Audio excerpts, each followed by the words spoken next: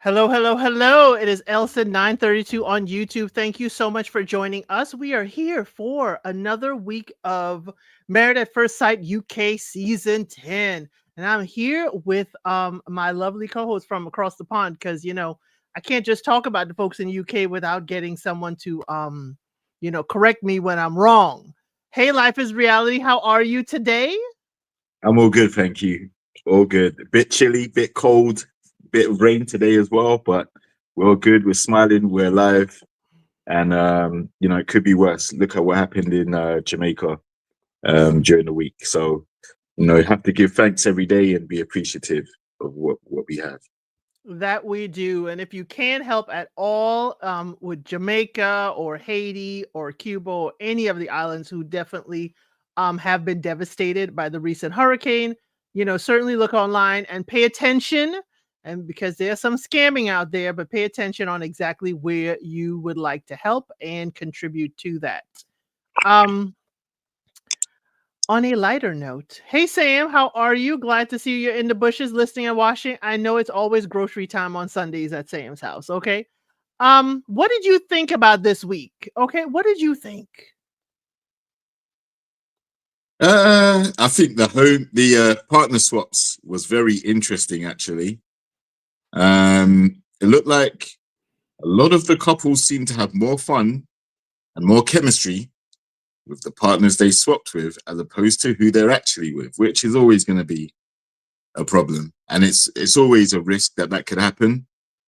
But I think for some of them, the realization that it's probably not going to work with their current partner is starting to sink in with the season coming to an end. So it was very interesting from that perspective. Also, we got to see a bit more bickering between some of the couples, which is never good. I guess some people like the drama from it, but yeah, for me, it doesn't bode well. I can only think of maybe two couples at the moment that I see surviving. How about you? How did you find the episodes?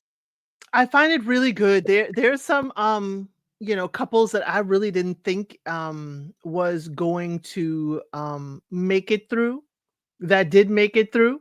And I guess it's because of who they were partnered with. But I was expecting more of an explosion, I guess, for some of them.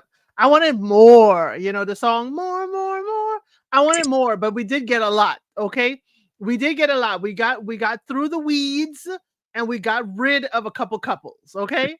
We got through the weeds. So let's start with one of those couples that I think, deservedly so should have been gone.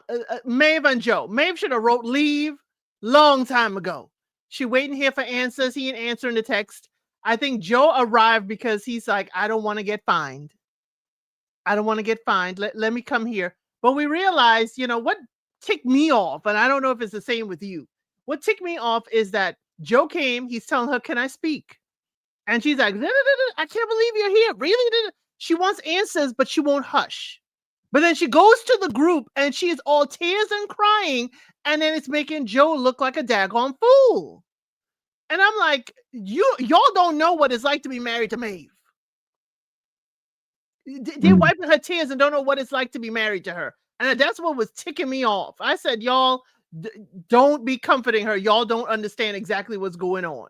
But yes, Joe could text or whatever, but this is a new TV wife. And I'm not sure he really was about that life anymore. Mm. What were your thoughts on them? I think with Joe, I think he could have given a heads up to say, hey, listen, funeral's just finished. I'm making my way up back to the villa or whatever it was. And I'll be there in an hour or whatever, maybe giving her a heads up. But I also think the show was messy.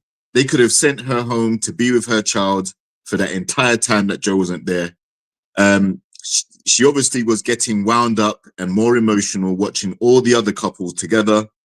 At least if they're not on the same page, they were still in the same vicinity. And she's watching all these couples and she's feeling like the odd one out because her partner's not there. But yet they're still involving her in couple activities. So I think that was a very messy thing to do, very unnecessary. Send her home to be with the child while Joe's away grieving at the family bereavement. Then once the funeral's over, because you over here it takes about 2 weeks of planning and preparation and all the rest of it. It's not just a turn up and then go home situation. So I think once that had finished, they could have come back together on the show, and maybe that wouldn't have been so bad. But I also think that there wasn't much grace given to Joe in the circumstance either, considering he is an only child apparently, Right. and may have a close connection to his granddad. You know, he never overstated that, and obviously you're allowed to be private. You're allowed to grieve in your own way too.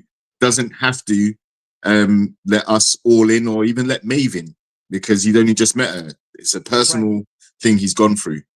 And then I would also say Maeve doesn't come across as the type of person you can lean on in that situation. What she's done is she's made it all about her. She's known that he's got a funeral to go to. She's known that he's, got outside emotions and things that he's dealing with as a result of this bereavement. But I don't think I saw, unless there's lots of edited clips on the cutting room floor, of her actually being more sympathetic, showing empathy for the passing and what he may be going through. So I'm not going to say that she's necessarily selfish and self-centered. She may just lack awareness, but it seemed to be all about her and how she's being hard done by someone that she loves, but he's not quite sure if he loves her yet. And that narrative to the rest of the group is exactly the reason why I don't think Joe felt comfortable going back into the group setting, because he knows that she's been there the whole time. She's probably been emotionally spilling over into and sharing her thoughts about him behind his back. And then now he's come back and he's seen her reaction. He just said, you know what, I'm out. No point in unpacking the luggage from the car. Might as well just jump back in and head right back home. Yeah, because Joe said when Bailey is the only one that went to go check on Joe to see if he was there. Joe's like, I don't want to go deliberate this with those people in that room.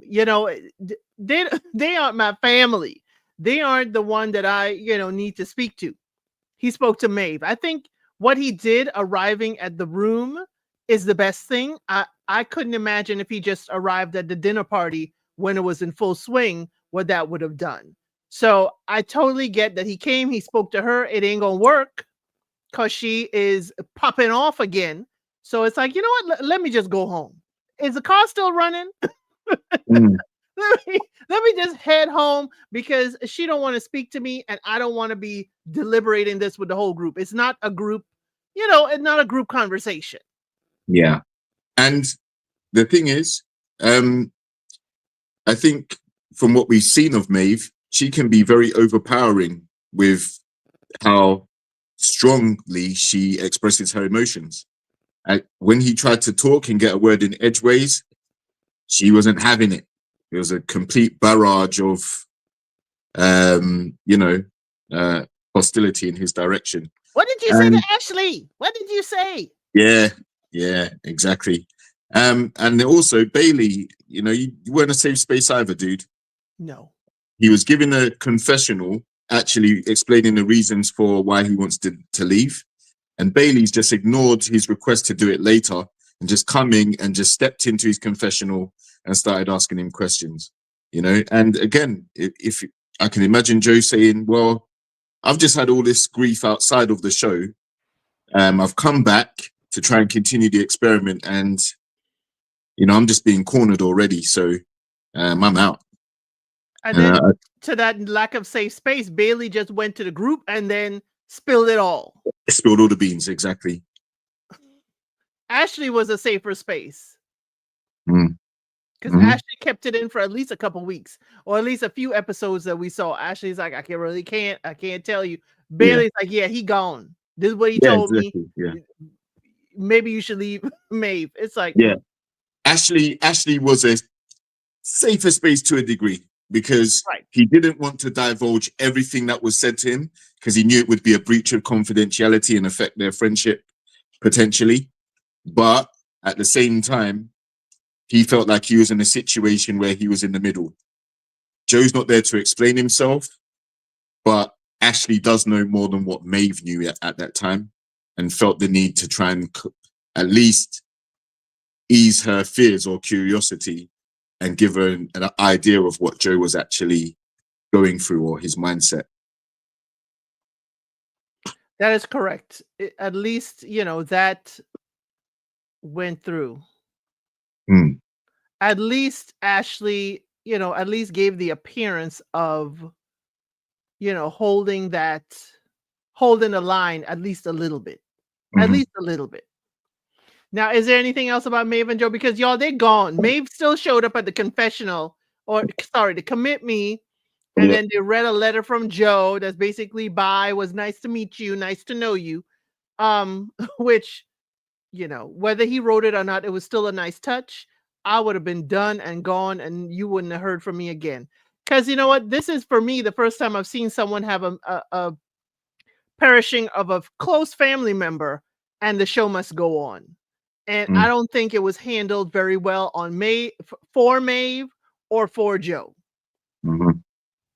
Yeah. But anything Well, else about Maeve and Joe? yeah, I mean, I feel like after Joe left, um, I think, Maeve needs to go pack her bags and go home. I think it's very performative to allow her to sit down on the couch by herself and write leave and then get hoisted up by everybody and cheered and jeered on the way out. I don't know what she was celebrating. Um, the fact of the matter is, um, I don't think it was handled well by the show, by Maeve, nor even by Joe. But the thing is, I can give Joe some grace because it's not every day that you lose a family member, and when you do lose someone close, you're entitled to grieve however you feel necessary to go through that process. But Maeve, I feel like had options. If you feel like he's not into you, leave. If you want to hear his side or hear him explain things to you, give him the space to explain these different things to you. If you're missing home and you don't want to be seen as the odd one out by being there by yourself, go home and come back later. There's so many different options that could have happened with Maeve. But yeah, so I just think the performative exit, I didn't, even though she appeared to be crying, I don't think I noticed a wet tissue in sight. Nope. So yeah, very performative, very drama queen. And that's probably another reason why her and Joe didn't connect. Agreed. Agreed. Do you want to go with the next couple who left with a whole lot of bing and bang? Yes, please. I have a clip though. Do you want that internet clip? Yeah, run the clip. Run the Okay. tape. It is off of Instagram, so we are allowed to play it. Mhm. Let me Is this just the music pull it up. video? Is this the music video? One of them? No, Maybe? no, no, no, no, no. This Oh, is at the dinner party. oh, okay. All right. I just want to say you could have. Nobody say. You say something? Okay, that was a montage of what transpired Mm, at the dinner party as far as Julia Ruth and Devani. That was a whole bunch of mess. Whole bunch. But in this case, I see that one, Devani here for the foolishness for his 15 minutes too. So I ain't gonna go in hard on him, but he needs to get his acting better because his wife was, on her game. But she decided, I am going to leave here and scorch the earth. Okay. Julia Ruth decided she was going to scorch the earth when she was doing her exit. And, there's a lot of, we're going to talk about April and Leo. We're going to talk about that when we get to them. When she called Leo out his name, we're going to get to that. But Julia Ruth, y'all, what happened, if you are not watching the show or you are not caught up, Julia Ruth kept talking about Devani, her husband, in a very derogatory manner, saying that he will never get with her. He will never be intimate with her. She's not attracted to him. Yet all the while, quietly, silently, they are doing the deed regularly, according to him. He did not divulge it to the group, but he was taking the hits from the group. And she got mad at him because he started talking and sharing, and people realized that she was really playing him and playing his reputation for the group. We're not saying Devani is a saint, but she definitely was very derogatory in all of this. And when she's called out at this dinner party, that was the behavior that was seen. Finally, at the commit me ceremony, there finally was leave, and Devani, I'm sorry, you saying they're the best kind of friends you've had, da da da da da. Another one sniffling and not a tear in sight. That's when I clocked and it solidified that he was here playing games too. So what were your thoughts? I know you have a special name for Julia Ruth, and I'll let you say it. What did you think this week about these two? Yeah, Julia Ruthless is her new name, her moniker, and she lived up to that name. She earned it. She deserves it. I'm not going to take that away from her. That's at least one thing she gained from her appearance on the show. Now, Devani, we have a saying over here, and it's more like a name, and it's calling someone a div. Oh, what's that? And Devani definitely puts the div in Devani. I'll fill you in the backstage chat, but he lived up to that name. Now, I knew this ending was going to come. I saw this with foresight weeks ago, because as soon as her manipulation was unraveled, there was no way that their relationship would be sustainable, because it wasn't real. She never liked that guy from day one. She was using him to stay on the show for possible opportunities career-wise after the show ended. And secondly, to possibly swap and get her clutches into Steven, who she's much more attracted to. Devani, I think initially, and for much of their connection, actually thought there was a chance. And that was because Julia Ruthless was sleeping with him from the second day or whatever it was. And also, whilst sleeping with him, and despite telling him that he's not her type physically, he's not tall enough, there's probably a few other things that he's not enough of. But by sleeping with him, knowing that he liked her more than she liked him, it was giving him false hope. And she was basically doing that, in my opinion, just so that he would say yes on the couch, on the commit me's. Yeah. And they could present a united front at the dinner parties. That was her motive, in my opinion, just to, sprinkle a little sugar here and there, give him something sweet to suck on, excuse the pun. But then he gets deluded, and then he goes along with the charade.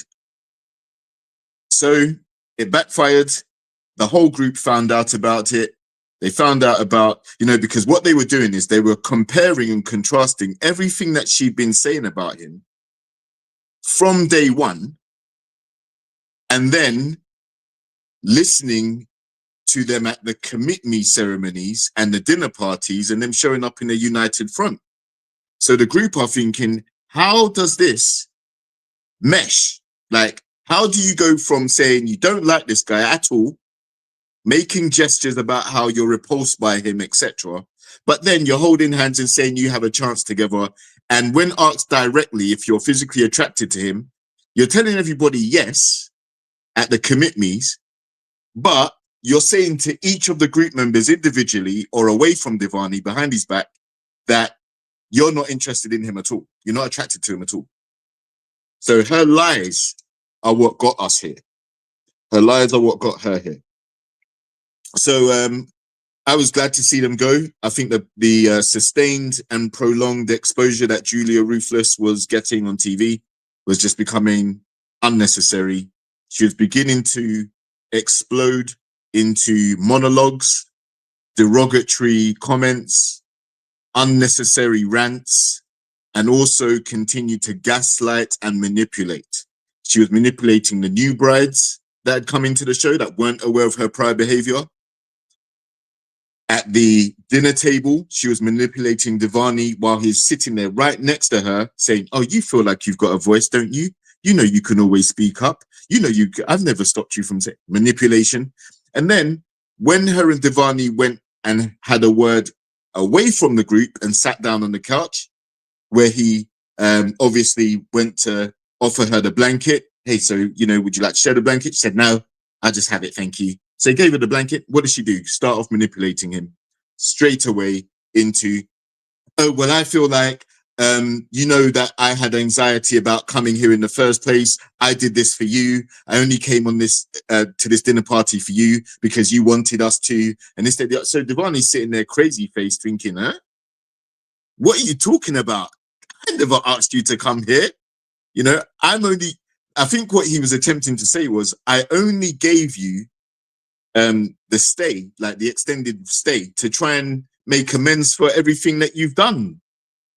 Not to have you try and flip it and turn around and say, oh, well, I'm only here for you and I pity you and that. Oh, no, you got to go after that. So Julia Ruthless, yeah, I'm glad to see the back of her.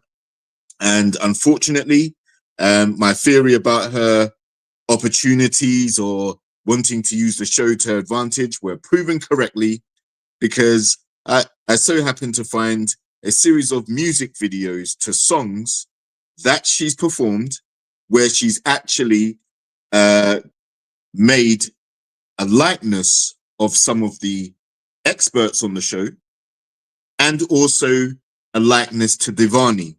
And she's actually singing songs and making videos to replicate some of the scenes from the show, but obviously with her song lyrics and smearing cake all over her face and various other different things. So yeah, this is a crazy person in my opinion. Very hostile. I'm not sure who's going to be attracted to her next or want to trust having a relationship with her, but I pity the fool. What did you think, Elsid? I did see those music videos, and y'all, it was a lot. It was, campy videos. One was acting like Divani, like he was lying that they actually did sleep together. Another one was, food and the show, and she's rolling around in food. It was the show was definitely being used for her benefit. Now, is this the best way to use your fame from the show? I don't think so. And I don't think it did her any favors to be telling off everybody at that table, looking at Nelly like she was staring daggers across the table. It did not help. If you want a villain edit, it's okay to have a villain edit, but you don't have to scorch the earth and get a villain edit. You don't have to do that. So again, I'm like, what is the purpose? Even if you want, yes, I will lean into my villain edit. How? What kind of villain do you wish to be portrayed as? Because now people are going to forget. And I do question, now that I see how much she has changed a narrative, I do question, but I quietly question, or now people will forget that he was yelling at you at the honeymoon, that you felt that he was being a little too loud, a little too this, a little too that. And to here we are today looking at you like you are, wild thing. And you telling off Bailey. April is trying to stand up for you because, as you said, manipulating the new brides. The new brides don't know how she has been talking about Divani. The new brides are taking up for her, and Leo's kind of saying, Stay out of it. Let the other people talk, the people who've known her from the beginning. Stay out of it. And then having April call her husband out his name. It's like you are causing a ripple of destruction across multiple people on this table. I mean, it's okay to tell Bailey off, but then to tell him off in such a manner, to be looking at Nelly in such a way and calling her insecure and all that. Yes, she may be, but sometimes you can be a villain, but it's how you are the villain. And I didn't think it portrayed her in a very good light. And she could have well been on her way, because the way you acted, yes, she may get some brand deals or whatever, but I don't think many brands want to be associated with someone who uses that language. I don't think so. And I don't know all that much about, y'all in the UK and y'all brand deals and imaging, but I think y'all a little more sophisticated than us. That ain't gonna fly. It may fly over here it's stateside, but I don't know brands that will be okay with her yelling and carrying on with the men like she did. Well, I don't think she has to worry about the UK because she's from New Zealand, so what they allow her to get away with over there might be different. But yes, in the UK, they're a lot more conservative, and they're very quick to get you off air and cancel you if there's anything associated with your name, personality, brand, etc. But I think more importantly, the brand of Julia Ruthless that's been harmed is her dating market. Now, there were undertones and rumors that there's a potential cheating scandal and she's involved in it somehow. And, you've had a few grooms' names floated out there. And I was basically saying, I don't see it happening, because I don't see how anything she did in the way she treated Devani or their relationship would be attractive to any guy worth his salt. I don't see anything attractive about that type of behavior. Anything from the volatility to the self-centeredness to the manipulation to the lusting after another man while you're with a guy, to the performative nature of it, the monologues, the dressing downs. I don't see anything positive about it. So that's just me. And I don't like toxic relationships. But yeah, in 2025, I don't see many guys signing up for what they saw on how she behaved on the show. And that's where I think she's going to get hit the hardest, because she can't pretend that all of that was editing or it wasn't a true reflection of her. No, she created a lot of what we saw. And that's whether it's the sound bites or the performative actions or the hostility towards all of the other castmates, including her husband. So yeah, I think the dating market may have maybe experiencing some turbulence with her for a good long while, and it's good because she needs to sit on the couch and unpack why she presents and why she chooses to be the way she is. Yeah, I really don't think she should. The only way she could get past is if people believe it's a character. If people believe it's a character she was trying to be and portray, and the thing is that I'm thinking that she is going to use this for her music video, her brand, and other things like that, and she's going to lay into character and lay into maybe acting gigs, and this will blow over, because this is going to blow over by the time a month after the season is done, unless interviews are happening. But definitely the way it was handled, not at all. I really don't like it. And Devani, dude, you accepting it? I don't know why you would go along with accepting it and never speaking up for yourself. It just doesn't look good. Yeah, Devani, I can't say he didn't speak up for himself. I will say that he didn't have a strong enough personality to command her attention or her respect. And I understand You know, we're in a day and age where you must be very considerate of how the other person's feeling. But in that situation, Devani was being manipulated and, you know, insulted and disrespected behind his back. So he gave a lot of grace considering that was happening to him. And it made people come to the conclusion that he's a soft touch. You know, he's not even a hopeless romantic. Can't even give him that anymore because there was No. no romance. He was being torn down in front of his face and behind his back. I think the only thing I can say is he was in a state of confusion because a lot of the stuff that was being told to him by the rest of the group was coming to him pretty late. And she was still denying, Julia Ruthless was still denying that some of these things were even being said. Right. Until she was cornered, and then she would admit it, right? The only time she actually took accountability was actually on the couch when it was time to say the final monologue and go home. And that's the only time she apologized, said she's sorry for treating him the way she treated him and this, that, the other. And, you know, that should have been forthcoming a long time ago. In fact, you shouldn't have behaved the way you did. And in terms of her being an actress, it's a very believable, very believable character that she portrayed. And I would definitely question and wonder how close to that persona her real personality actually is, if that was an act, because it was far too convincing and it wasn't scripted. These monologues were off the cuff and very direct and very targeted and very situation appropriate. She's just a hostile person and, you know, she needs to own it. In terms of acting gigs, maybe acting in her own music videos or someone else's music videos might be appropriate. But I don't want to see Julia Ruthless on my screen doing anything else.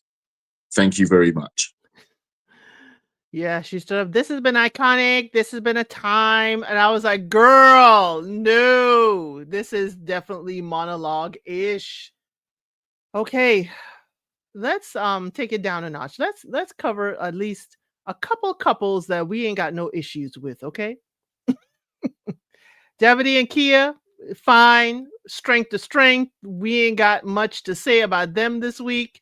Kia did help the groom that was paired with him, which was John. We're gonna get to them next.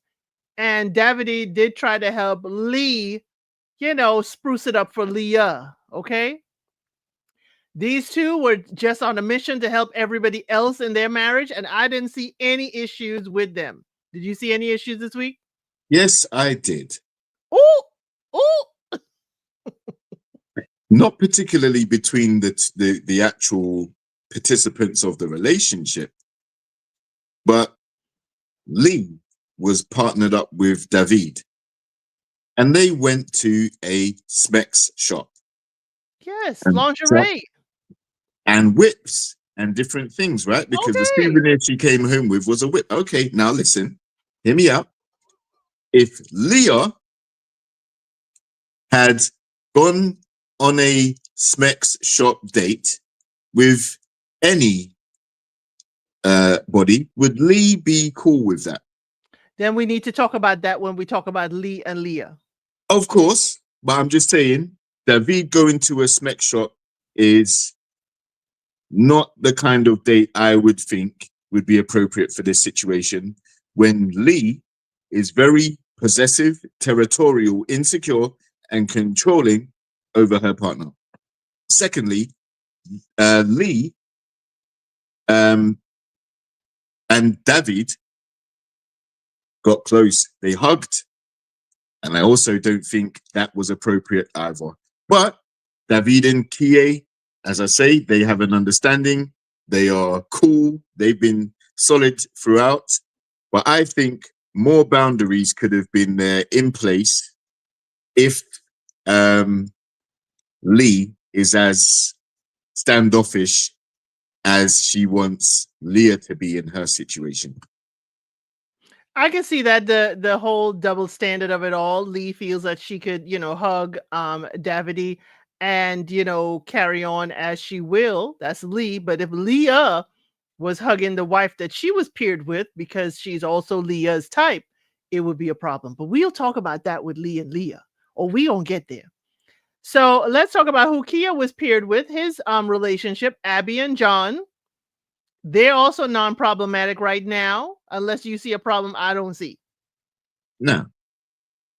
Now we saying I love yous. We announcing it at the dinner table. I said I love my wife, and she said she loved me back. We are announcing the love is in the room. But Yeah, I don't know about these two. Both of these two so far are solid. It may seem very, I could see why people might not believe it or say it's cheesy or it's corny but yeah, I mean, for me, it just looks like they're not very experienced in the dating market, and they found each other and they are happily expressing it from a non-jaded point of view. Right. They seem happy to be in love. So no anything for me. I was surprised at how close John and Kie actually were. Yes. But I don't want to think about that. I think Abby and John are a very solid couple at the moment. They are, and if y'all look, I have gone to some of their social media. Abby, you are a bodybuilder through and through, girl. I'm loving it, loving it. But she did share her Lebanese food with. She was partnered with Ashley, and then they had April and Steven come over for dinner to kind of cheer up Ashley. And I really love that she leaned into her Lebanese heritage, and that was showcased. I really love that. Anything else for Abby and John? Nah, they're cool.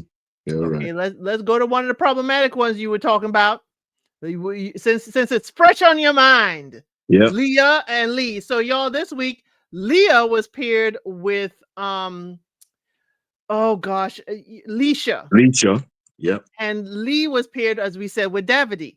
So the thing is, we find out, okay, that we just talked about it. Lee went to the adult, the adult toy shop with Davide to pick out lingerie, but she came home with the whip and all kinds of stuff. So we already know she didn't use the hot wax on Lee like she wanted, on Leah like she wanted. So I don't think these are going to be put into good use, okay? But Leah went out with Leisha, bottomless brunch, y'all. They played pickleball, and apparently Leah forgot that she even ran into Lee. Anytime that time, I'm gonna need that brunch spot, because if you gonna forget who your spouse is or you even saw them, that's a good time. Then we find out that Leisha also used Leah's phone to contact Lee, to respond to Lee's messages. Now that's a dirty trick, but here's the other part. Leisha disclosed that she has kissed a girl before and she really liked it. What is Lee gonna think when her wife comes back knowing that she's with someone who has entertained this type of relationship? Life is reality. What is going on here? I see the whips are coming out for not a good reason. Yeah, I think Lee bought that whip for purposes to be seen when the cameras aren't rolling. And I'm not talking about in an intimate way either. I think there's going to be some punishment.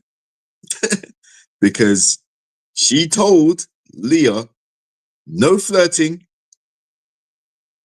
What was it? No touching. And, well, there were a few more, but there was a long list. No flirting, no touching, no eye contact, like don't do nothing. Which no sleeping in the same bed. Yeah. All of that stuff. So the downside to that, obviously, is there are so many rules that were given. Quite a few of them are going to get broken because they were, some of them were unrealistic. Very controlling, very possessive. And then she wasn't abiding by her own rules anyway. Right. Just because she knows that David isn't into women doesn't mean that you don't engage in flirtatious conversation or physical touch. They did have banter. They, like I said, they did hug and embrace and all these different things. But Leah's in trouble. Leah is in trouble because from what we saw of her date with Leisha and the time they spent together, there was a hella flirting.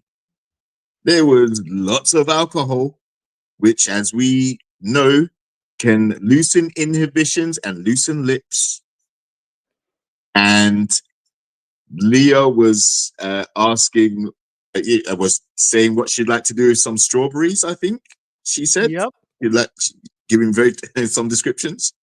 She was saying that Leisha is her type. She described her type, and it turned out to be Leisha. I like my women brown hair and all the rest of And it. Rebecca, we gotta say Leisha and Rebecca. Of course. But I don't think she was saying it with Rebecca in mind. No. Because Rebecca wasn't present. So I'm gonna go. And the show knows Leisha has kissed a girl before. I'm sure they know it. That's why they did it. Right. So this definitely puts Leah in trouble. Now, she may not see anything wrong with it. She may see it as harmless, but unfortunately, her partner Lee will not. Lee, as pint-sized as she is, I guarantee that mouth and that temper are 6'7". All right, she is going to go in, and the thing is, if they're not together after the show and they're watching this back now, at least they don't have to see each other. But if they're together now, watching this show back, and Lee's seen this interaction, oh boy, yeah, it's trouble. And I won't go into the stats on DV, but I'll just say I'll be very concerned for Leah's well-being, mentally and emotionally, not necessarily physically. Because I think with the type of partner that Lee is, where she can be very cold, very dismissive, very much, well, you're going to sleep in that room, I'm going to sleep in this room, don't talk to me. You went against what I said, I'm going to punish you. She has that mindset. And someone like Leah may, I know she comes across as an innocent flirt type of person, but that type of stuff will annoy the hell out of Lee. And that's when the emotional abuse could start. And then the withholding of intimacy, and then the snide comments, or it can just escalate. So I don't like this for this couple. I'm not sure whether they're going to work or not. Obviously, it's still a little way to go, but I just don't have much confidence in this couple at all.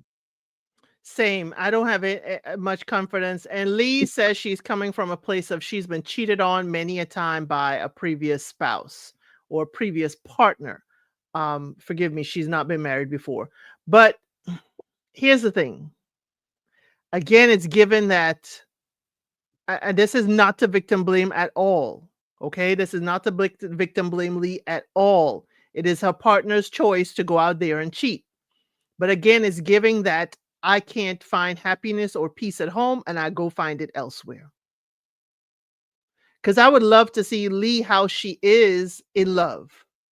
Okay, without the barriers and without all of this. It's like, why join this show if you're going to put up huge barriers that you're not willing to compromise with a new person? So again, Leah also needs to focus on, yes, a little flirty, never hurt anybody, but it could be friendly, not flirty. Because it's not just you. You may think of it as innocent, but the other person receiving your flirty behavior may think more of it. And that may end up tripping up. You think it's innocent flirting. Meanwhile, and I'm not saying this is Leisha, but a Leisha-like person going to be like, oh yeah, your wife wanted to get with me. Your wife wanted to get with me. She was, talking to me about da-da-da. It's the perception of the behavior and how the other person receives it for sure. So I really like you. I don't think this couple gonna make it. I want them to be done by the commitment ceremony Mhm. because I don't want either of them taking each other to the homestay. Next week is homestays, y'all. I don't Yeah, think any of them, either one of these two, should be taking the other to their home. I think they will go to the homestay, and I think that we will be with a view for Leah to get grilled by Lee in front of family members. I think she wants Yes. an audience for the grilling as well. Yes. You know, I think it's going to be, well, tell her what you did with Leisha. You know, tell them what you did. You know, just putting her on the spot, putting her on blast. And again, I mentioned the emotional manipulation side of it. If you're always trying to one up your partner, put them in a negative state, upset their mood, upset their spirit, keep them down and depressed, and you start to thrive on doing that to the person, that's what I define as a form of abuse. So I don't want to see that happen. I really hope they do come to their senses and kind of cut it off before it gets too deep. I hope so too. So let's get to a couple that Rebecca and Bailey. I didn't see much issue this week with Rebecca and Bailey. Rebecca was given Leo as her partner. Bailey was given, I can't remember who Bailey was paired with. Bailey was paired with what's her name? Grace. Grace. No, Reese was No. paired with Grace. Reese Oh was yeah, paired with yeah, yeah, Grace. yeah. You're right. I need to pull it down. Bailey was, I have the list. Okay. Bailey was paired with Nelly. Nelly. Yes, Nelly, Yeah. because he treated Nelly. Yeah, yeah. Yeah, Okay, he was see, yeah. right. Yeah, But Nelly. Yes. yeah, for this couple though, I mean, they appear to be very solid. In fact, they seem to be working together to try and help other people's relationships now because they feel like they're in a good space. I don't have much to say on them at all. Um, you know, usually we do see people nosy into other people's relationships, but I don't think there's anything malicious about what they're doing. Even with regards Right. to Rebecca um, and the April whole and Leo. Leo and April situation, I don't think it was malicious. So No. um, these two I could see making it on the outside as well, or at least to Right. the final ceremony. Right. The homestay is going to say a lot. We're going to see if Bailey does express that he wants his daughter to meet Rebecca. So, I think the homestay will mean a lot for them and progression, after the show. But yeah, there isn't anything, there ain't no malicious intent. But, Rebecca clocked April. April, you did say that. And that's in one of my shorts where April was asked by Rebecca, are you feeling Leo, is your type? Do you miss him when he's away? And she was like, she didn't say anything, but her head certainly shook. Mhm. So, y'all, I have that in my shorts if you care to go and look at my, Married at First Sight UK shorts. But again, it was not malicious. They're both trying to help. Bailey, you ain't a safe space. We're going to say that. But what does the homestay mean?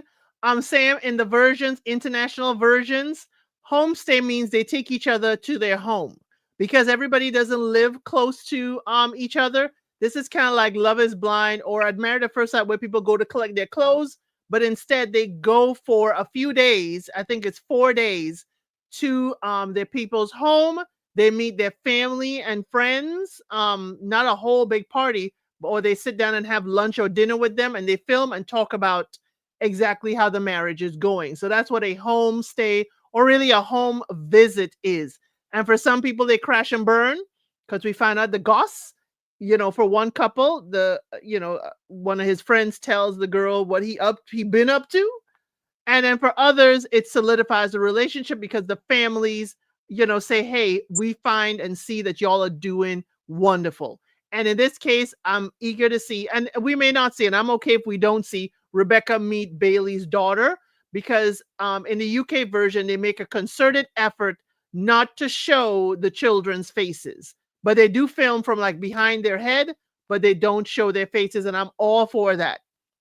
I'm all for protecting the children because they didn't sign up to be on this show. And everybody ain't kind on the internet. So definitely, I think this couple definitely could possibly make it, after the show. Um, I don't see any issues right here with them. Mhm. So let's get to Alicia and Reese. Reese looked like he was being held hostage with Grace. I'm sorry. Reese was supposed to go to Grace and learn a whole lot about, how to, what feminism is and feminist women. He was supposed to learn. He went there to learn. And all Reese is piled on by Grace because Grace was a Debbie Downer. She and Ashley had an argument before they left, and we'll talk about the argument when we get to them. But Grace would just keep on sad and piling on. Leisha got Leah and was eager to say, hey, let's go do this bottomless brunch. And, hey, let me let you know that I have kissed a girl and liked it before. So these two, I don't know how much they've shared with each other about their, partner swap, but they seem to be moving along nicely for each other. Mhm. No, we have not talked about Grace or Ashley yet. I'm sorry. Go ahead. Yeah. These two seem to be growing in attraction, growing in connection. Uh, Leisha getting close to Leah on their swap. I'm not sure how Reese will feel about that, to be honest. I don't know if he likes her enough or is invested enough to really care about it. But at the same time, any external attention or flirting could potentially harm his relationship. So I'm not really sure. And by his personality, it doesn't seem like he's a pretty controlling or problematic guy in that regard. But it wouldn't surprise me if he isn't fully aware of how far Leisha got drunk, the strawberries. He may not have even been told all of that. But remember, Yeah, go ahead. the whole coming back from the honeymoon with the strange man and the Yeah, drinking. yeah, the drink, exactly. So that's why I'm saying I'm not sure he's been told everything because he's seen evidence of her getting drunk already and what that can lead to. So in an experiment where you're spending 3 days apart, 3 nights apart, were you drinking every day? Were you sharing the bed after said drinks? Were you having drinks at noon and having afternoon naps? What was happening? Were the bottomless brunches just bottomless drinks and not bottomless clothing? Like, how far were we going here? So, yes, I can definitely see why Reese would have some questions. But as I say, they actually do get on a lot better than initially when they first met. I will give them that. And they seem to be, I don't know if they last the entire way, but as I say, they've overcome the bumpy start. Yeah, now that she's calmed down a bit, and maybe she calmed down, Yeah.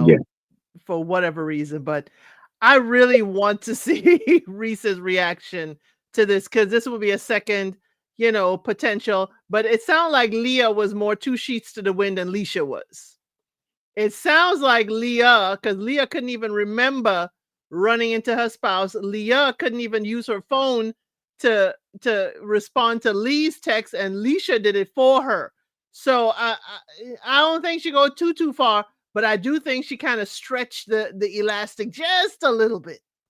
Well, let's also remember a key part of that text was we're in the apartment, we're tipsy but not drunk. Come and join us. Right. There was an invitation for Lee and David to come and join Right. Leisha and Leah at Strawberry mixer. Exactly. And they chose not to. So, but the concerning thing is, Leisha, how did you get into Leah's phone? Because I'm sure there are security features. And if Leah was level-headed enough, clear-headed enough to unblock the phone, why didn't she send the text instead of letting Leisha do it? Well, Which is Leisha obvious. saw the text. Hey, I'm going to speak up for Leisha. Leisha saw the text from Lee, and realize if there's no response, Lee gonna be fuming. So I ain't gonna let your partner get out of hand and fuming at you and be mad. So I'm gonna put the I get phone it. up to your face because it's probably facial recognition, and I'm gonna unlock it, or I'm gonna take your thumb while you snoozing and put it on there and unlock it and respond to your partner. See, but this is why Lee was also pissed, because she's like, okay, so if Leah is passed out drunk, what is Leisha doing next to her while she's asleep, passed out drunk, in order to unlock the phone? Also, what is Leisha doing looking through or having access to the phone in the first place to see Lee's message at that time? It lit So, up. It's on the table. It's lighting up. I see Lee sent one text. She sent a second text. I'm going to answer it once I see it's Lee. no, that's not your partner. That's not your business. But If it was, I don't want to be accused of something, you know, keeping Leah from her phone or whatever. So I'm gonna answer, and I will do an invitation. Say, hey, ain't nothing going on. Why don't y'all come up and hang with us and see nothing's going on? that's the saving grace. The fact that she said, "Come over," you know, like, well, let's make it a foursome. No pun intended, of course. But yeah, so that's the saving grace. There was actually an invitation to get the two couples together and interact. It was declined. But again, the questions that Lee would have with her overprotective, overbearing self would be, you know, this doesn't make sense, which is why she was grilling Leah in the first place. You Right. ignored me, you this, that, the other, and then I get a message. And the other thing is, Leah wasn't even aware that the message was sent. Leah wasn't even aware that she saw Lee that day. Exactly. So she wasn't aware that she saw her own wife to be, and she wasn't even aware that a message was sent to the wife from her phone. I need that bottomless brunch spot. Where is it in the UK? If you could forget that you even saw your partner for the day, I'm gonna need that in my life a few times a year. Listen, I told you, over here we drink. No, not me, because I don't drink. I never have. I'm teetotal. But the culture here is you drink for everything. Happy, drink. Sad, drink. Celebrate, drink. Mourn, drink. Grief, drink. Pastime, drink. Leisure, drink. After work, drink. Lunch, drink. You drink whenever, right? And you know, the bottomless brunches are a way for businesses to stay open, because Yes. there are a lot of issues with licensing and places that sell alcohol closing, because the younger generation don't drink alcohol or consume alcohol in anywhere near the same amounts as the older generations do. So alcohol sales are down. So the establishments that are open or want to remain open will have bottomless brunch or discounted drinks in order to get footfall into the business. So you can quite easily end up in a drunken stupor like Leisha and Leah if you allow yourself to. Welcome in, Crispy Bacon. I saw you earlier today on Sade's live. Welcome in. Yes, start watching Maps UK and Maps US, but I am enjoying UK. And of course, Life is Reality and we also cover Australia, and that's supposed to be coming back like late January. So I definitely like the different maps. But yes, Leisha is diabolical. I will give you that. The bottomless brunch of it all, and then using the woman's phone to actually respond to her wife is diabolical. I know she had good intentions, but knowing Lee ain't gonna take it that way. Lee gonna be like, oh, you was after my woman. Y'all were laying next to each other. How did she get your phone? How did she open your phone? And I didn't expect an invitation from her. I should be getting an invitation from you. I don't trust you. That's what she said. I don't trust you because you don't even remember seeing me that day. You weren't tipsy. You were drunk enough that you don't even remember seeing me, and I'm your wife. Exactly. You went to a bottomless brunch, but were you bottomless when you got home? Ooh, nice one. We don't know. Mm-hmm. We don't know. Did you kiss this girl? And did she like it? That's what we need to know with Leisha. And I find that the show kind of moved over away from that. But Mhm. Gail is saying that Reese may have his own show. Yeah, he may. I don't know who Joey Essex is, but He's Munira, huh? he's like a he's like a reality TV dating Okay, show kind of guy. okay. They have a show over here called The Only Way is Essex, which is kind of similar to um, what's the one you guys have over there? It slips my mind. Tell me But the you premise of the show. Jersey Shore, sort of like a Okay, Jersey Shore, but the okay, UK okay, version. okay. And one of those. Munira in the chat definitely agrees with you, Gail. So yeah, I can see that Reese has mellowed out for me from the beginning. He was kind of a little too on, real in your face. But Grace with her, pity party certainly showed us a more mellowed out Reese. And Reese is probably tired because we also know that Leisha wants it when she wants it, how she wants it, and wherever she wants it, and Reese is to perform. So I will give Reese that he is just tired and he is taking the time with Grace to rest. Yeah. Okay? And that also, if she does have as high libido as she's making out that she does, then again, alcohol with a flirtatious situation, that may not end well. The other thing is, stay tuned for some news on Reese, because there are multiple women claiming things about Reese, and we don't know if they're true or not, but his name is being called by quite maybe I think 2 or 3 different women that I've seen who there is some very Overlapping. close, yes, some overlapping and some very close timeline interactions between him Well, and maybe 2 or 3 different women. well, we hear the word on the street is so does Steven. So Yeah, does Steven. yeah, That's a word on the street, but we gonna leave it on the street until it's confirmed. yeah, Okay? absolutely. We're gonna leave it on the street. I'm hoping for. I have reached out to a lot of the cast members on the show to see if they would do an interview. And I will, of course, let the members know first if I have been successful, but I've reached out. But I don't know the rules of Channel 4 and if they can interview before the show ends. But I have definitely put some feelers out for them to come on and talk to us. So They anything else, Felicia and Reese? I was just going to say they do have an NDA, but it Right. depends on when the NDA expires. But nothing Exactly. else for Alicia and Reese at this moment. And because I brought his name up, let's go with Nelly and Steven. I Mhm. think Nelly's like Maeve. You need to give it up. You need to give it up. Steven was paired with April, and as we said, Nelly was paired with Bailey.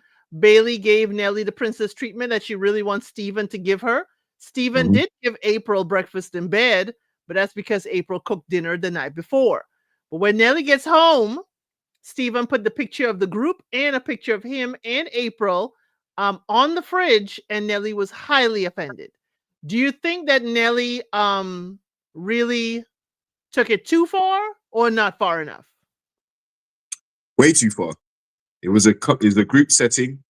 Um, this couple, when Stephen was paired with April, they were joined by Ashley and Abby, uh, Abigail. Abigail.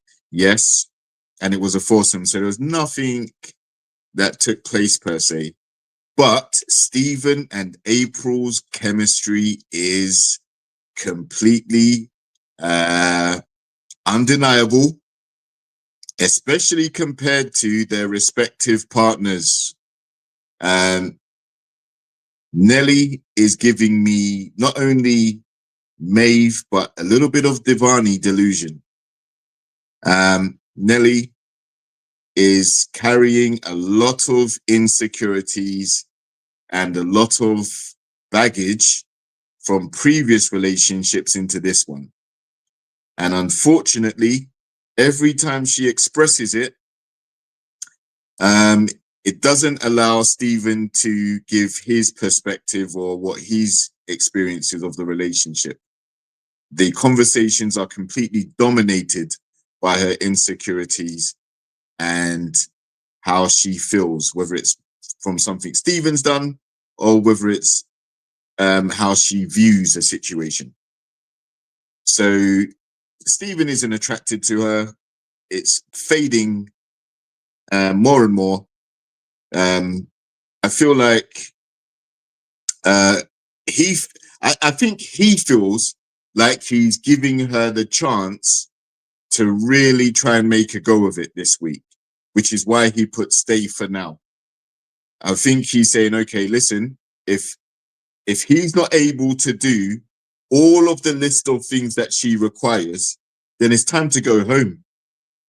And what he's done by saying that to her is he said, listen, I'm quite cool with not measuring up to your standards. Yeah, if you still have stuff to say at the end of this week, it's home time. All right, he's got kids. So the homestay might involve her meeting the kids and all of that stuff. Let's nip that in the bud. If it's not going to work, you don't need to come meet the kids.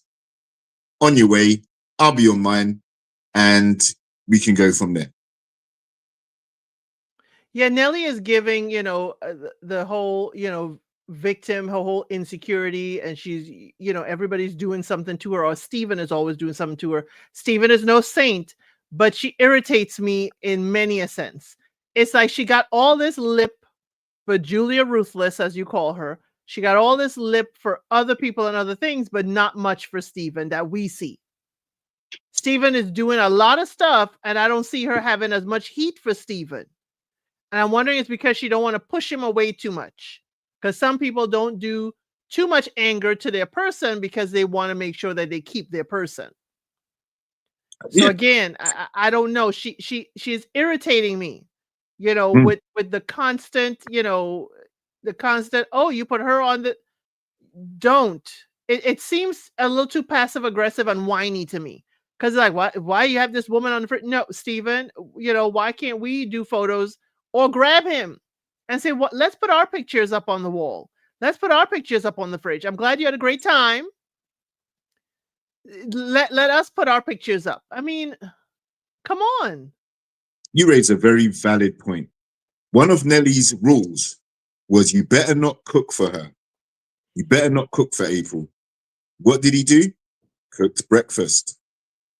Now, she made a firm boundary. When she hears about that, forget about the picture. She's going to be like, oh, so you decided to do something for her that you didn't do with me, and I specifically told you not to do it. That's going to send her over the edge. The photographs are the least of the problems. Because as I said, that was a foursome. And from what we've seen in the run-up to this particular couple swap, is that April had been choosing Ashley as her ideal partner, not Steven. Right. She'd been choosing Ashley consistently, and that was affecting Ashley and Grace's relationship. Made Grace very insecure to hear that.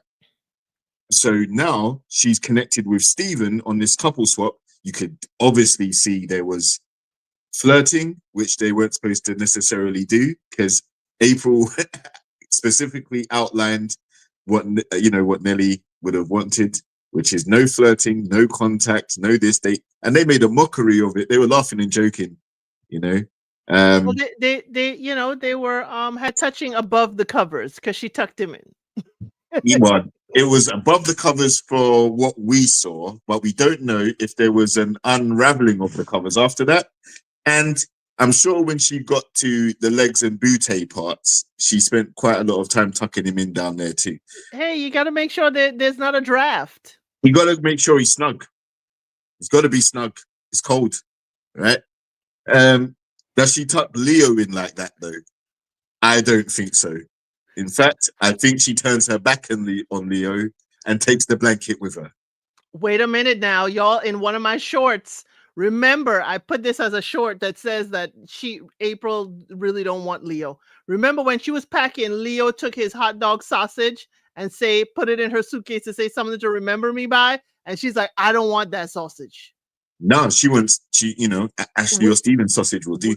We gonna get to there when we get to April and Leo. She like, no, why am I taking your sausage when I'm going to meet Steven? That's what she was thinking. But I will say, Steven gave her the breakfast in bed too, not just breakfast. Exactly. He actually sauntered it. So they're obviously comfortable with walking in the jammies or the boxer shorts or whatever he was wearing and coming in and giving her the breakfast sausage in bed. Wow. So He's serving. He untucks and serves. exactly. So yeah, I thought their chemistry was actually very great. It shouldn't have happened, but I think Stephen and April would actually make a good match. Even though she has what most people would say resting B face. I don't like to use that term, Right. but she just seems very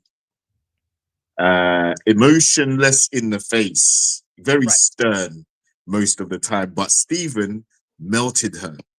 She Yes. was laughing, she was giggling, they were joking. And So I think they really needed that time away from their partners.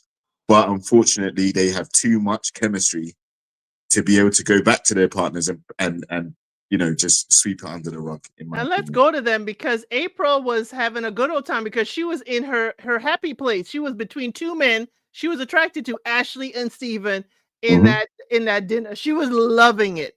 Yeah. So, in this week, we find out Leo has been doing a lot with April. He has been, romancing her, covering dinners and taking her out. And April, as I said, when he tried to give her his sausage to pack, she said, I don't want that. And I took that to mean both the stuffed toy sausage and his real sausage. So April is also denying with Rebecca that she said she don't really fancy Leo. And we all heard it. We all saw it. That's another short of mine. Okay. Y'all need to go through the shorts and see the clips for the show, please. And I give a little commentary right after it. So the thing with this week is April found herself in a happy place and realize Leo ain't it. And Leo is still trying. And Rebecca and other people are telling Leo, stop trying. She ain't about you. She ain't about this. Leave it alone. What were your thoughts this week about April and Leo? Unfortunately, another comparison to a Julia Ruthless and Devani situation, a Nelly and Steven situation. We have Leo, who feels like, he's struggling to open up and show a side of him that he thinks would be attractive for April. And in the process of trying to figure that out, how to present himself, because he's used to being around the lads, doesn't know how to translate his personality into a relationship so that his girl will find him attractive. April has started to lose attraction to him and is thinking, oh dear, this guy's a bore off, basically. He's very boring. I don't know how to figure him out. I don't have, there's no spark there. So, yeah, Leo is being now told by Rebecca that April said she doesn't fancy him. Leo is obviously quite taken aback by that, but he doesn't believe the gossip straight away. He wants to hear it from April first. So when he sat down with April and they've had the conversation, April said, no, I didn't say that. But we know that that silence that she gave was actually confirmation she doesn't find him attractive. All right. Because similar to when Julia Ruthless was on the couch with Devani a few episodes back, when you're asked, are you attracted to your partner? If it's not an immediate yes, then it's a no. It's a Right? no. Exactly. Exactly. So, this couple just haven't got that chemistry. He likes her more than she likes him. I think if he is doing gestures, that's standard procedure in the situation. He, you know, he's meant to be paying for some of these dates. She probably reciprocates in her own way and whatnot. But I don't think it's about that. I don't think it's about who pays for what and what they do. It's just about the lack of chemistry, and how slow he has been to get out of the gate and really impress her with who he really is. And April's head has been turned first by Ashley, who she's probably been admiring from afar, thinking she wishes she had him. But as I said, now that she's had a close encounter with Stephen for 3 days, I think she can see Stephen in a much different light to what Nelly sees Stephen as. And I know Nelly likes him. Obviously, she wouldn't want it to work if she doesn't. But that level of chemistry that April has, I think Stephen would be very aware of how how a relationship with April would be much different to what he has with Nelly. And the same with April and Leo. I think now that April's had a taste of Steven, I feel like she's like, boy, this is what a relationship could be like with Steven. And I'm stuck here with this Leo guy. No, I'm not feeling it. Now that you had a taste of Steven, I know you meant a joke, but my mind went there. Yeah. She had a taste of his cooking, y'all. Okay, that's just my mind. Um, but here's the thing: I don't know if April would welcome a ready-made family with Steven. It's all well and good for this bubble. I think also that's why I would more look at Ashley because, I don't know. I don't know April. We have not seen or heard her talk of Steven and his family. So I don't know how receptive she is to a ready-made family. That's my only concern with them. And then two, she wasn't around when we saw volatile Steven, was she? She wasn't there when Steven was calling No, people out their name and throwing the cup across the room. no, I don't think she was, no. So she got the happy-go-lucky Steven. She ain't got the real Steven that we saw. So she is in my mind, she's romanticizing Steven. Steven is more relaxed. Yes, he doesn't have all the other, pressures that he has with Nelly. But I still don't think it's anything other than in this experiment. I don't think it can get Yeah. beyond. I think similar to the Julia Ruthless situation, April hasn't seen the behaviors of Steven to speak of, because he hasn't been cornered and I won't say ganged up on, try and use a different word, but everybody was taking shots at him and he wasn't able to get his point of view across without getting cut off or the situation being transferred directly back to Nelly.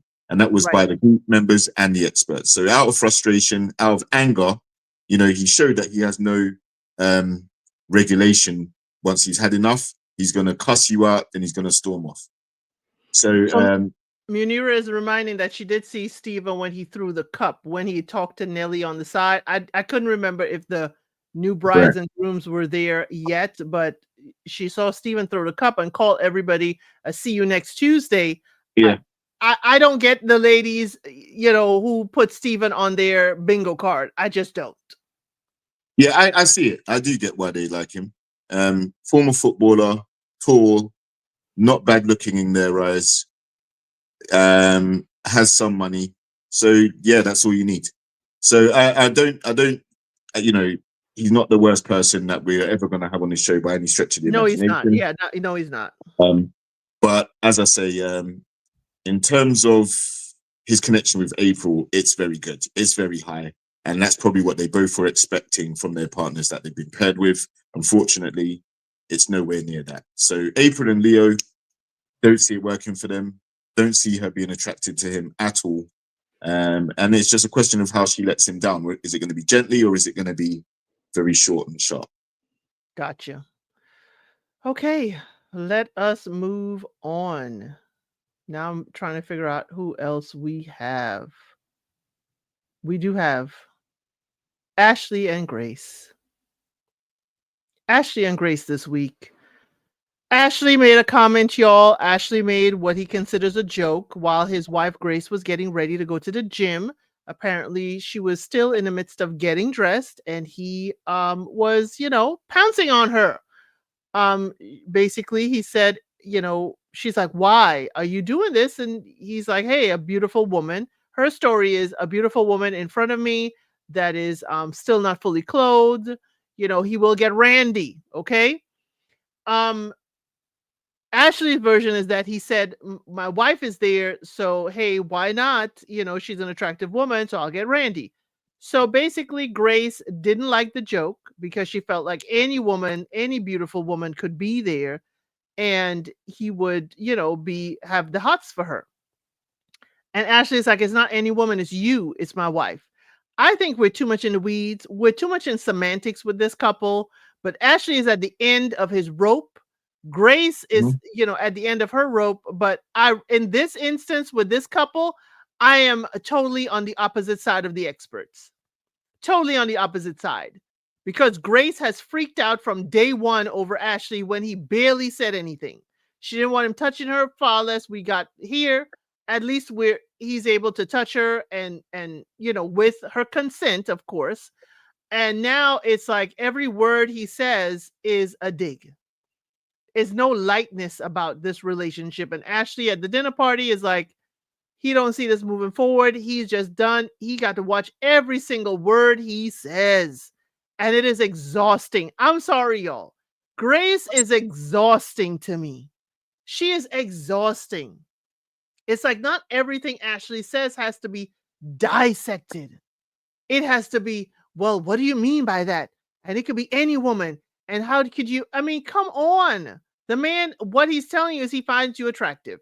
Did he say it the correct way? That's really, really nice. No, it may be really tacky to you. But his thing is he's attracted to his wife and he's trying to let her know.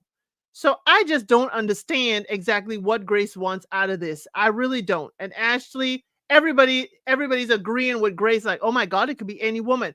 I need y'all to butt out. I need y'all to butt out. It ain't any woman. At the moment, the any woman is his wife. What did you think, Life is Reality? I think you're spot on when you say semantics. I think Grace gets triggered by any and everything. She's very erratic. Always gives me an unstable feeling when I see her express anything. And then she's also, again, trying to talk into his ear, like manipulate him. You know that what you said was like this, and you know that I'm not going, like all of that coercive, like you're trying to coerce him to make him feel guilty or a certain way about something because you do. He may not have meant any maliciousness behind or any malice behind what he said, but you're making such a big deal out of it. Every few minutes, you're trying to chastise him, finger wag, finger point, control, and all these different things. It's gonna drive him away. And most guys that have any self-awareness, they are not going to stand there and be nagged and nitpicked all day and then turn and say, oh, but I love you. Yeah, I love you too, babe. No, that's not how it goes. Most guys value how you treat them and how the experiences of being with you do both feel special. That's how you really win a man over, in my opinion. Being a man myself, not saying that just works for me. It might work for a whole host of men. I don't speak for all men. But I'm saying, if you're constantly standing there like this and trying to police and condense someone into this little space where they can only do a few things and they have to be approved by you, you're gonna lose out. No one's gonna want to be with you. You're gonna have some cold, lonely nights ahead. So that's the first thing. The other thing is Ashley's not first time. This is like his second or third offense now. The first one was when he made a joke where he said, yeah, you behave like a D word, basically. But he said it in jest, and she took offense to it the next day, wrote down on the task that was one of the things she disliked about him, and made a big deal out about that. Now, in this instance, she was getting ready for the gym, and when, I don't think he got up and physically tried to get onto her. It seemed to me like he complimented her while she was getting ready, complimenting her body. So while she's getting dressed, sometimes the ladies wear yoga pants or some other form of gym clothing that shows off the contours, right? And he complimented. He said, "Listen, Core, you look nice. You look great. You look sexy. Whatever the case may be." And then when she replied, "Oh, don't be silly. I'm just going to the gym," her prudish self would. He said, "Well, I've got a half naked, sexy woman in front of me. Why wouldn't I be turned on?" And she took that ball and ran with it. Oh, so any girl that's half naked with you in front of you, that means you're going to be attracted to them. And that means you're going to cheat on me in that situation. And I'm not wrong for feeling like that. Yes, you are. you've overcooked the situation. That's not what he was saying. There's no way I think Ashley is malicious enough to say, listen, if you were any girl right now, I would want to be. I don't think he was coming from that place. And No. that's where she's tried to position the conversation.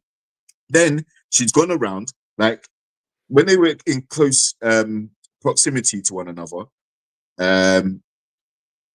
he said, look, you could ask the group. I'm sure no one would have a problem with this. And she said, well, that's the problem. You need the rest of the group for validation to validate your point. What did she do at the dinner party?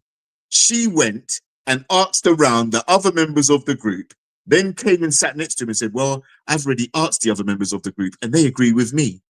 That I was like, yo, you are manipulative, Grace. I'm sorry. I don't see how you expect Ashley to be able to sit there and stay with you in a relationship when you are on his case all the time. You're ruining the romance. You didn't want him to touch you. Now he can't compliment you. He can't make jokes around you. And there was one other thing that took place, which was He was when, crying at the end. yes, yeah, exactly. So he's fed up now. He's crying tears of frustration. And her way of consoling him is basically patting him on the back and saying, yes, but just say I'm right. It's okay. You don't have to be right all the time, type stuff. No, this guy's reached the end, Grace. And I think he's given enough chances to the relationship. If he stays there, he's going to continue to be emotionally manipulated the whole time. Yeah, Yeah, yeah, go ahead. I agree with that because it seems like he can't say anything that isn't going to be picked on. Has he said anything that you like? It's like, or is this editing focusing on just that? But he's saying constantly, please, like if y'all watch Love is Blind Denver, say something nice, say something nice, say, joke. What Ashley's looking for is, or you should know by now, my intentions. My intention is not to hurt you. My Right. intention is not to be malicious. If that's the way it's coming across, I need you to know who I am because that's not my intention. The Mhm. thing with Ashley is he wants to give a quirk. He wants to make joke, but I think he jokes, as you said before, like Leo does with his boys, and the joke doesn't land. But that doesn't mean that the joke needs to be dissected. Mm. If he had come and told me I was acting like a D, like he said, I was like, well, I can't because I ain't got one. So what is it now? But you see, I'll be giving back and forth and I don't take it too personally. But Right. again, Grace is on, and I would love to know which feminist wave she's on. Because they're different waves. She's on a kick of men are always bad. Mhm. And I'm like, it's like everything Ashley does is bad. Right. And I'm like, can we say something nice? Even just telling her what to wear because he knows the restaurant, he knows the dress code for the place and how she would feel comfortable. Oh, he's trying to tell me what to wear. He's trying to control me. That was it. Yeah, trying to tell her what to wear. That was the other thing. Yeah. She's doing too much. For me, Grace is doing too much. And then she wants to sit there. I think the best case for Ashley this past dinner party was to remain silent.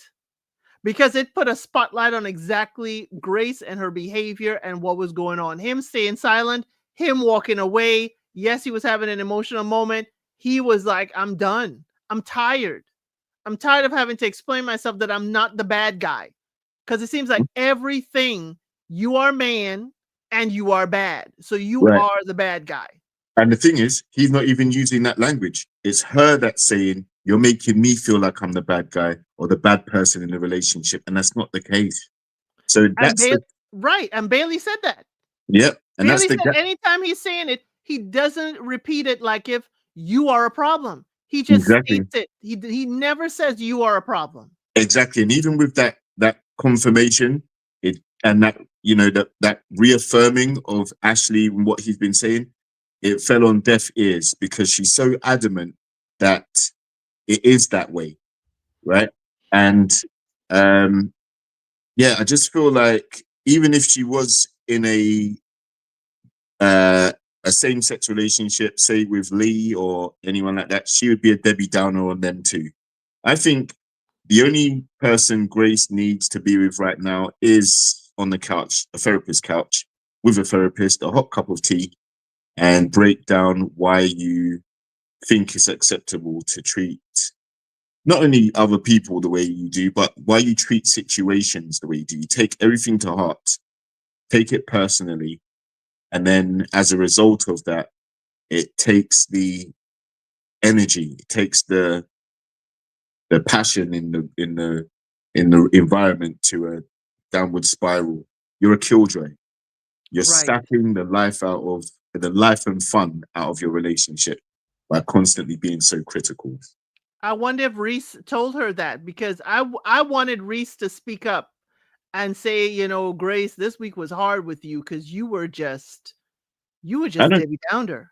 I don't think he would, because he doesn't really care. I Right. mean, Doesn't.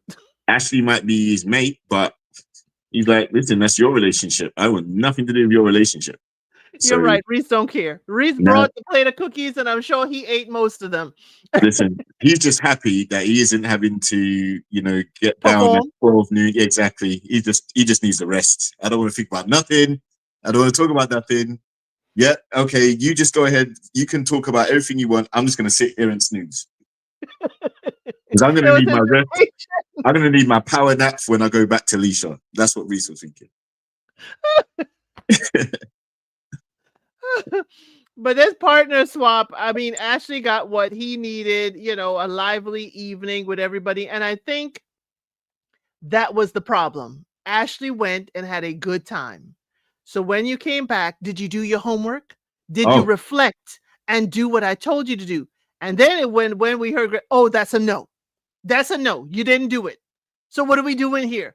And then starts the berating him all over again. I'm glad you raised that, because that was also a very diabolical situation. I don't even like using that word diabolical, but that was very manipulative of her. So they were obviously not on good terms when he was leaving to go to the couple swap. So she's worried now about how he's going to have fun and do everything he can to forget about their tensions. She didn't want him to forget about the tensions. She said, while you're away, you think carefully about your actions and your behaviors in this relationship, where you can take accountability and this and the other. And yeah, I don't blame Ashley for just going, no, you can do that. I'm going to go have fun, because you've clearly forgotten how to do that. So Ashley went and had fun belly dancing with Stephen and Abigail and April. And I don't blame him one bit. I would have done the same thing too, because you're stressing me out at home. You think I'm going to go on this new couple swap experiment and I'm going to be down in the dumps thinking about you chastising me every 5 minutes and telling me off? And I'm not going to do that. I'm going to go have fun. I'm going to let my hair down. I'm going to relax and I'm going to enjoy the process. You can sit down and be concerned about what you think I'm getting up to all you want. That's your mindset. You're trying to manipulate the situation. You can do that. I'm going to relax and chill out. When I come back, then, at least I've had fun away from you. Then we can get back into our deep conversations if necessary. Because, when she was with Reese, I guarantee you she was pacing up and down talking about what she thinks Ashley's getting up to. Yes, we did see it. We saw it twice that she Right. she was talking about Ash. They were talking about something else and it brought right back to Ashley. And it's like, girl, you a Debbie Downer this week. But Yep. she was paired with the right one. As you said, Reese just wanted a physical, relief and rest from the demands of his wife, okay, that he is willing to perform for. But yeah, I think these two need to just say, leave. I don't need to take you home with me at all. At Yeah. all. I would not advise it. Ashley, you say you're basically done. This is not going to work.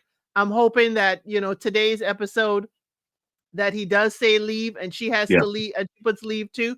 But I was hoping he put that ring on that table at that dinner party He and was taking it walk. off. He's definitely contemplating it. You could see him removing it and putting it back on. And I thought he was done then, and I definitely hope he's done now. No point coming Right, all the way to Wales only to meet my fam, and right. then you You've been know, treating me like not more. crap. Exactly. She been really horrible to that guy. There's nothing worse than trying to, intentionally dampen someone's mood or their spirit. I really don't like when I see people do that. All the time. It's like, just laugh, just laugh, just Yeah. laugh, just, have a happy place. But she has had this from the wedding. She was Hmm. having a meltdown before the photographs, Yeah. a complete Yes. meltdown, and her friends had to bring her back. Hmm. Her friends had to be the one to talk to Ashley and let her know he's not talking traditional, meaning that you're barefoot and pregnant. He's saying just treat you with respect. Her friends had to translate from the beginning. Mm. She's too far out in the wave of feminism. There's such a thing as, yes, we women need a voice, we need to be heard, we have our rights, yes, but that is not at the expense of the emotions of your partner. Hmm. Absolutely. Anything else about, I think that's our last couple. Yeah. We No, I'm covered cool. everybody. I think we covered it Wow. all. Hmm. We lost a couple. We covered, pretty much everybody. Yeah. And We we're about only to lose a have few more. we only have 8 couples remaining Yeah. after these 2 that left, but we got to dwindle it down more, because when we have the decision day, on decision day, we usually don't have 6 to 8 couples.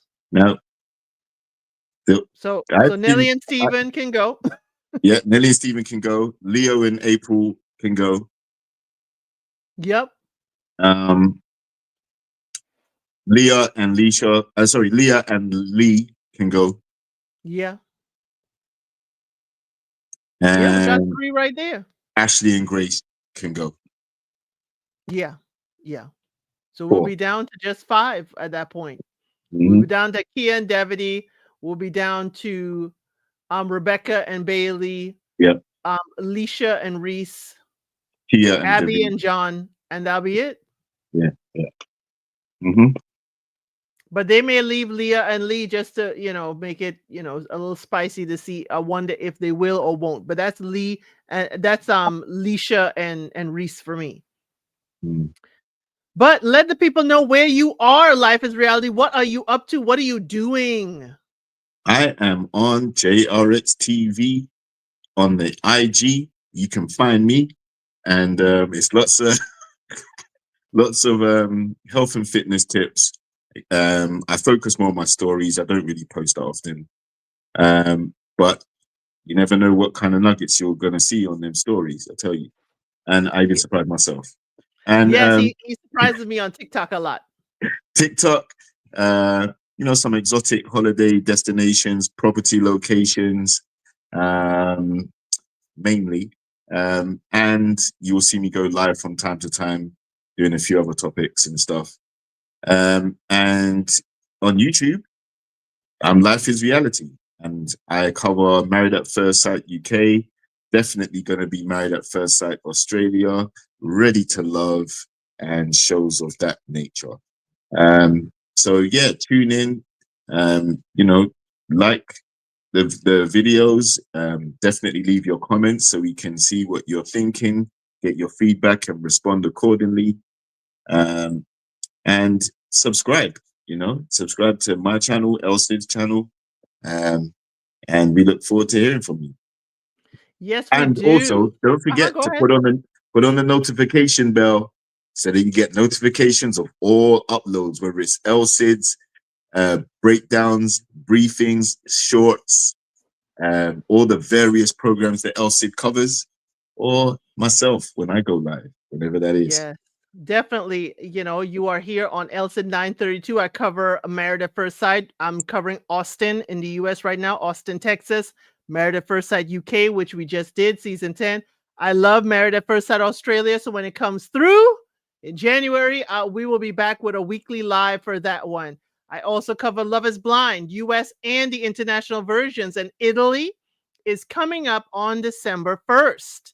So we have a whole new international crew to get to know. And I'll be doing recaps for that and probably doing weekly lives just like I'm doing for Married at First Sight, Austin, Texas. Now, today I have a segment that I created here called Unsolicited Advice, where we give the advice that the internet is asking for. That's going to be at 5 p.m. EST. And today, the two hot topics are the person never got an O. Okay. They never got to the land of Oz with their person. Okay. The land of O is orgasm. They never had one in their relationship. And they're wondering how do they manage? And this young lady finds out that her husband has been texting his ex-girlfriend all throughout their marriage. That's just two of the four pieces of unsolicited advice we're going to cover today. And of course, tomorrow, members, we got our over 18 talks. We got our date and dump. Members is Members Mondays at 8 p.m. EST. I also do Reel It In, where we talk about movies or shows in the week. And I have LSIT Unscripted on Fridays. That definitely is a good time where we talk about a year in music. Members get to find out which year ahead of time. And we talk about whatever the chat wants to talk about. That's the time for the chat to tell me what we're going to talk about. And it's a good time. We get into music. We get into trivia. It is a good time had by all on a Friday. But definitely, also, we have All's Fair on Hulu. It's a Ryan Murphy show about female lawyers taking over the divorce legal sector. I'm going to watch that. It comes out on the 4th, which is a Tuesday. I'm going to watch that and see if I'm going to be doing reviews or a live, but I am intrigued based on the all-star cast. Okay. But y'all, thank you so much for being here.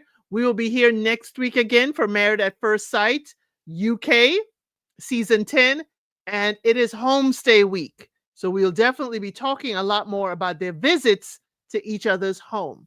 Thank you so much for being here. And as I always say, I'll see you on the next one.